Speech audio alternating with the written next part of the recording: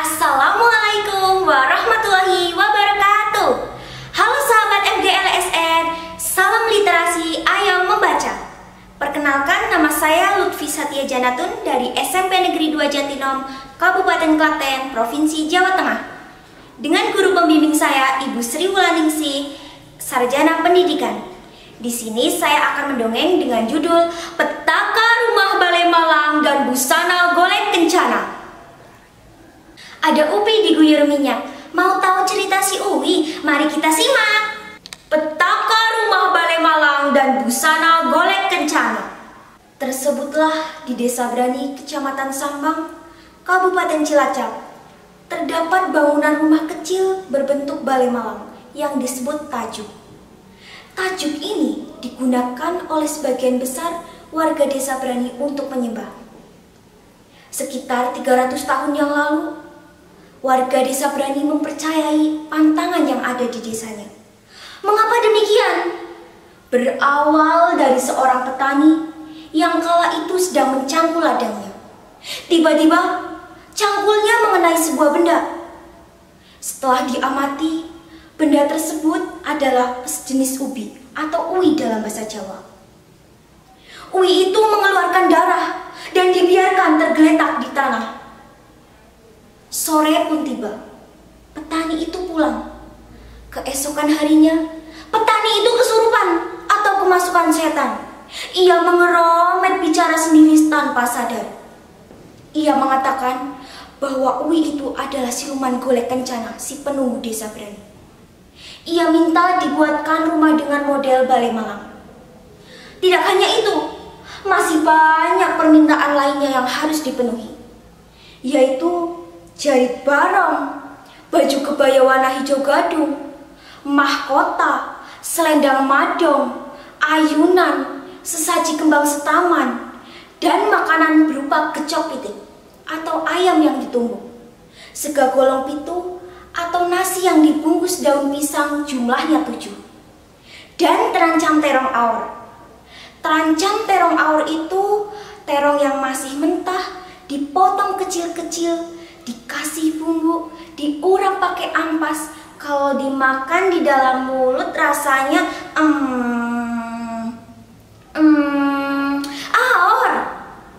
Setelah kejadian itu, masyarakat Desa Brani bergotong royong membangun tajuk dan menyediakan seperangkat busana golek kencana. Tidak lama kemudian, tajuk-tajuk lain pun dibangun. Sekarang jumlah tajuk yang ada di Desa Brani ada 12. Setiap tajuk ada penunggunya berupa makhluk halus. Contoh, tajuk yang ada di RT 3 RW 2, penunggunya berwujud wanita cantik dengan rambut panjang terurai. Ia akan keluar pada malam Jumat Kliwon pukul 2 berdiri bersandar di pintu. Tajuk-tajuk itu dirawat oleh juru kunci.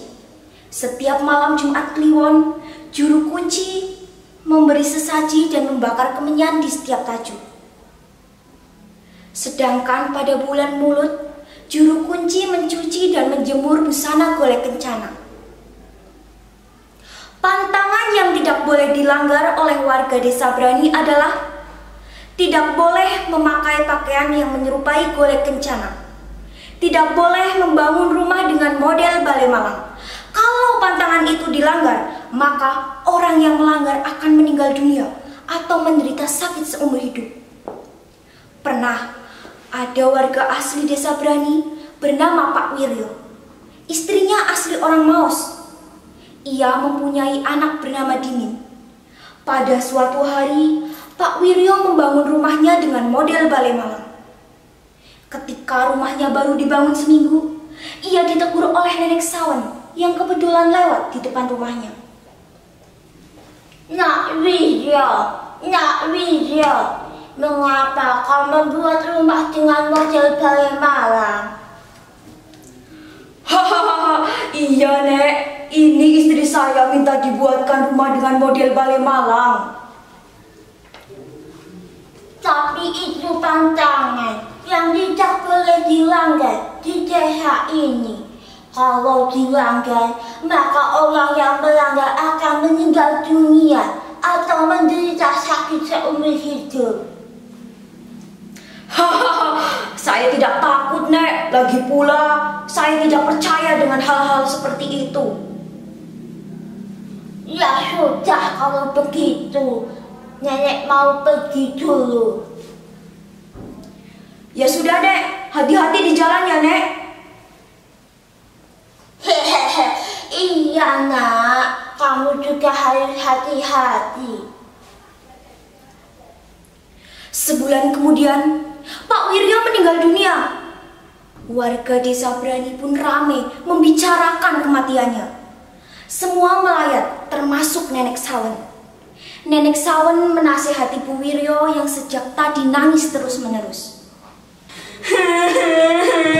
Mengapa Bapak meninggalkan kita? Dimin masih kecil, Pak. Kalau tahu begini, Ibu tidak minta dibuatkan rumah balai malang, Pak.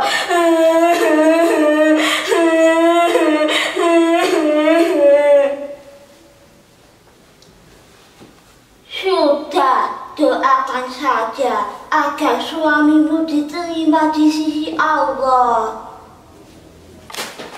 Ada lagi kejadian yang dialami oleh Bapak Jaya Sentana.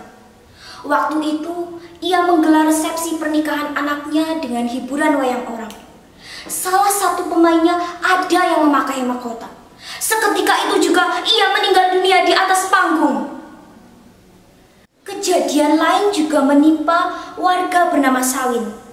Sekitar tahun 1988, di Balai Desa Brani diadakan resepsi Hari Kemerdekaan Republik Indonesia. Sawin tampil membawakan tari baladewa. Ia memakai mahkota. Sebulan kemudian, Sawin mengalami kebutaan di kedua matanya. Kejadian ini membuat geger warga desa Brani dan semakin percaya dengan pantangan yang ada di desanya. Sampai sekarang, warga desa Brani tidak ada yang melanggar pantangan itu. Tetapi, warga desa Brani yang merupakan warga pendatang, ia berani melanggar pantangan itu dengan membuat rumah dengan model balai malang. Dari cerita tersebut, ada amanat yang bisa kita ambil ya. Contohnya nih, kita harus menghargai adat dan tradisi yang ada di tanah orang lain. Bahkan ada peribahasa mengatakan, di mana bumi dipijak, di situ langit dijunjung. Demikian dongeng tentang petaka rumah balai malang dan busana golek kencana. Jangan lupa like, komen, subscribe video ini ya. Kembang kapas sambal terasi. Hai anak cerdas, salam literasi. Wassalamualaikum warahmatullahi wabarakatuh. Sampai jumpa.